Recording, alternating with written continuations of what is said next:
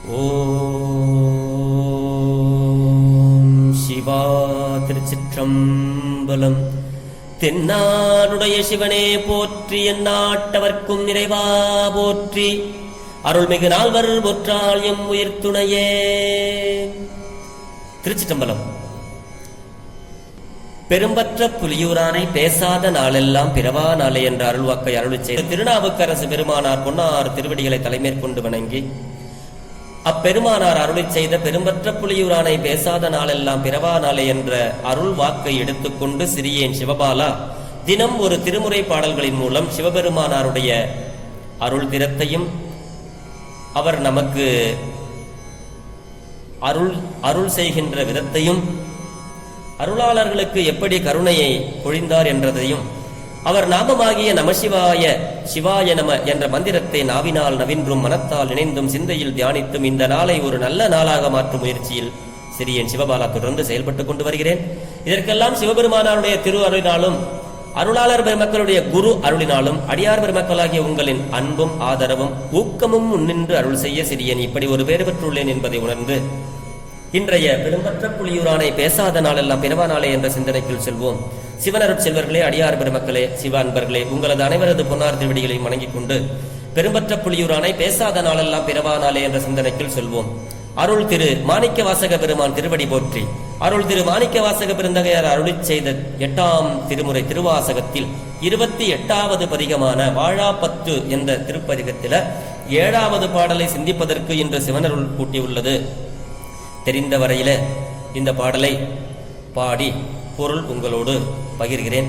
இதில் எந்த பிழை இருந்தாலும் பிழை பொறுக்கும் பெருமானின் அடியார்களாகிய நீங்கள் என் பிழையை பொறுத்தருள வேண்டும் என்று உங்களது பொன்னார் திருவடிகளை வேண்டிக் கொண்டு சிந்தனைக்குள் செல்வோம். திருவாசகம் வாழாப்பத்து 7வது பாடல். திருச்சிற்றம்பலம். பருதிவாழ் ஒளியாய் பாதமே அல்லால், பருதிவாழ் ஒளியாய் பாதமே அல்லால், பற்று நான் மற்றிலேன் கண்டாய், பற்று நான் மற்றிலேன் கண்டாய், திருவுயர் போல சிவபுரத்தரசே, திருவுயர் போல சிவபுரத்தரசே, திருப்பெரும் துறை உரை சிவனே,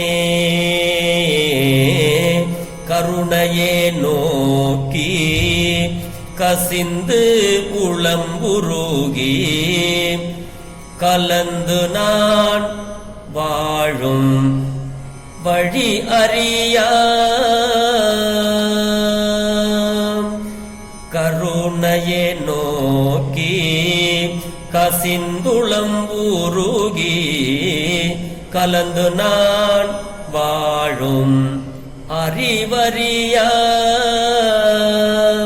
மருளனேன் உலகில் வாழ்கிலேன் கண்டாய், மருளனேன் உலகில் வாழ்கிலேன் கண்டாய், வருக என்று அருள் புரியாயே.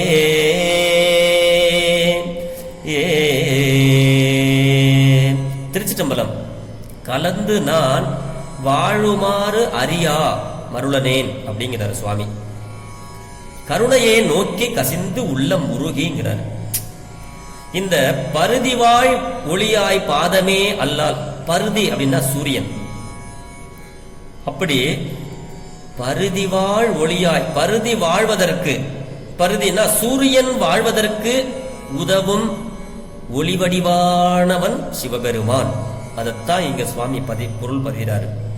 எப்படி பருதினா சூரியன், அது வாழ்வதற்கு ஒளியாக சிவபெருமான் இருக்கிறார். அத பருதிவாய் ஒளியாய் அப்படிங்கிறார். சூரியன் வாழ்வதற்கு உதவும் ஒளிவடிவானவனே நம்ம சிவபெருமான். அப்படிப்பட்டவன் பாதமே அல்லால் பற்று நான் மற்றிலேன் கண்டாய்.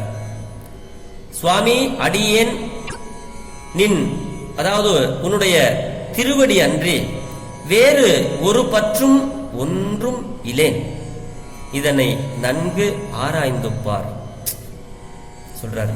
கண்டாய், ஆராய்ந்து பார் சாமி. திரு உயர் கோல சிவபுரத்து அரசே திருப்பெருந்துறை உரை சிவனேங்கிறாரு. இந்த திரு உயர் கோல அப்படின்னா அழகு உயர்வதற்கு ஏதுவான அழகிய வடிவத்தை உடைய சிவபுரத்து அரசே அப்படிங்கிறாரு. இது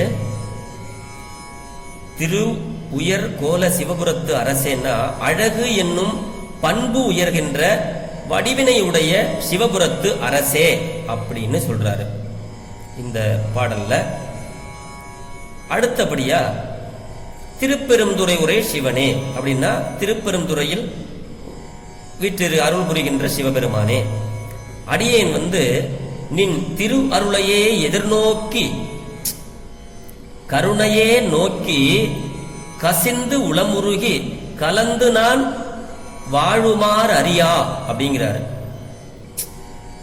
அடியேன் நின் திருவருளையே எதிர்நோக்கி மனம் கசிந்து உருகி அந்த அருளோடு கலந்து வாழும் வகையினை அறியாத மருளுடையன்.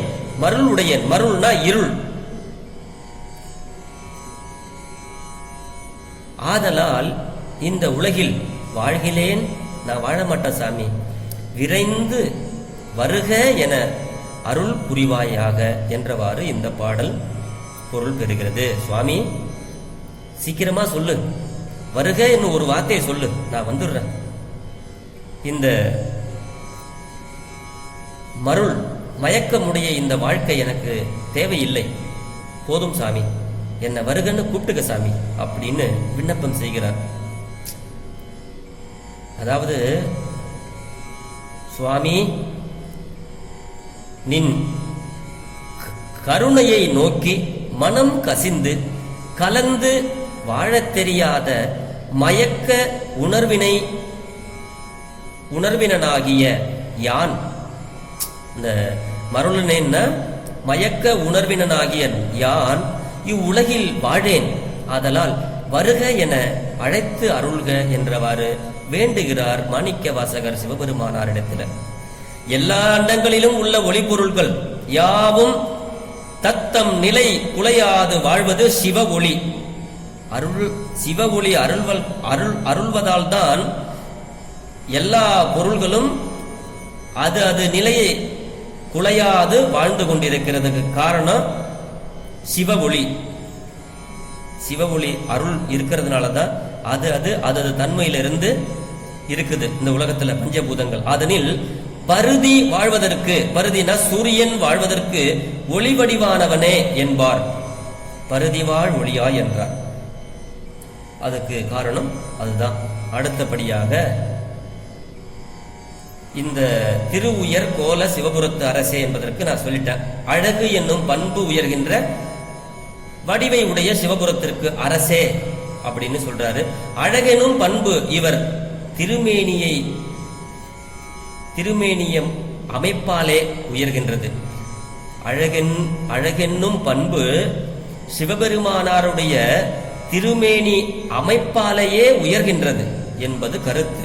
திரு அப்படின்னா ஞானம். அப்படி ஞானமேயாக உயர்ந்த வடிவினை உடைய அரசே, சிவபுரத்து அரசே எனலுமாம். இதுதான் அதற்கு உரை. அதுக்கு தலைவன் ஒருவன் ஆட்கொண்ட பிறகு அடிமை தன் வாழ்வு தாழ்வு அனைத்திற்கும் தலைவனை எதிர்நோக்கி அவன் கருணையாலேயே வாழ்தல் போல அடியேனும் நின் கருணையே நோக்கி அதன் கண் அழுந்தி மனம் கசிந்து நின்னோடு கலந்து வாழ வேண்டியவன். அங்கனம் வாழத் தெரியாத மருளனே நானேன் அப்படிங்கிறாரு மாணிக்க வாசகர். இந்த மருளனேன்னா மயக்க உணர்வு உடையவன். சுவாமி, இந்த மண்ணுலகில் ஏதோ ஒரு மயக்க உணர்வுகளோடைய நான் இருக்கிறேன், ஆனா உன்னோடு கலந்து வாழ வேண்டியவன் சாமி நானு. ஆனா இந்த மயக்க உணர்வு என்னை உன்னுடைய கலக்க விடாம இருக்குது, அதனால என்னை வருகன்னு நீ கூப்பிட்டுக்க சாமி அப்படின்னு இந்த பாடல்ல மருளனை தெருளனாக்கும் உபாயம் வருக என்று அழைத்தாலே போதும். அப்படி அழைத்தலே முத்திக்கு உருவிய உபாயமாக உணர்த்தப் பெறுகிறது இந்த பாடல். அதுதான் இந்த பாடலுடைய சிறப்பு. சுவாமி கிட்ட கேட்கிறாரு, மயக்கத்தோடு இந்த உலகத்துல கிடக்குறேன் சாமி, எனக்கு இந்த வாழ்வு தேவையில்லை, நீ நல்லா பாரு, என்னை பார்த்து வருகன்னு நீ கூப்பிட்டுக்கோ சாமி. நான் உன்னுடைய கருணையை எதிர்நோக்கி நான் உள்ளம் கசிந்து மனம் உருகி உன்னோடு கலந்து வாழ வழி தெரியாத மருளனா கிடக்கிறேன், மயக்கத்தோட கிடக்கிறேன். திருப்பெருந்துறையில் இருக்கிற சிவபெருமானே என்னை வருகன்னு கூப்பிட கூடாதா? திரு உயர்கோல சிவபுரத்து அரசே என்னை வருகன்னு கூப்பிட்டுருக்க கூடாதா? நான் எனக்கு வேற பற்றெல்லாம் இல்லை சாமி, என்னை கூப்பிட்டிக்கோ. உலகத்தில் இருக்கிற எல்லா பொருள்களும் அது நிலையில் வாழ்வதற்கு நீ அருள் சிவமொழியாக நீ அருள் கொடுப்பதனால்தான் இந்த உலகம் அது தன்மையில் இருந்து பஞ்சபூதங்கள் ஆட்சி செய்கின்ற வருகிறது. ஆக பஞ்சபூதங்களுக்கும் நீ சிவமொழியை சிவ அருளையும் சிவ ஒளியையும் நீ தருவதால் தான் இந்த உலகமே இயங்கிக் கொண்டிருக்கிறது. அப்படிப்பட்ட நீ வருக என்று என்னை அழைத்துக் கொள் சாமி, எனக்கு வேறு பற்று இல்லை, மற்ற பற்று எனக்கு இல்லை சாமி, உன்னுடைய திருவடிதான் எனக்கு பற்றுக்கோடு, ஆகையினால் என்னை வருக என்று அருள் புரியாயே என்றவாறு மாணிக்க வாசக பெருந்தகையார் சிவபெருமானாரிடத்தில் விண்ணப்பிக்கிறார். இதுதான் இந்த பாடலுடைய பொருள். அப்படி இன்றைய தினம் இந்த திருவாசகத்தை சிந்திப்பதற்கு சிவபெருமான் நமக்கு அருளை கொடுத்ததற்கு பெருமானுக்கு கரம் குவித்து சிரம் தாழ்த்தி பெருமானை வணங்கி கொண்டு இது போன்ற திருவாசக பாடல்களை பொருள் உணர்ந்து சிவபெருமானாரிடத்துல பாடி வாழ்வில் நலம் பல பெற்று வளமோடு வாழ்வோம் என்று சொல்லி இன்றைய பெரும்பற்ற புலியூரானை பேசாத நாளெல்லாம் பிறவா நாளே என்ற சிந்தனையை நிறைவு செய்கிறேன். சிவா திருச்சிற்றம்பலம். சிவா திருச்சிற்றம்பலம்.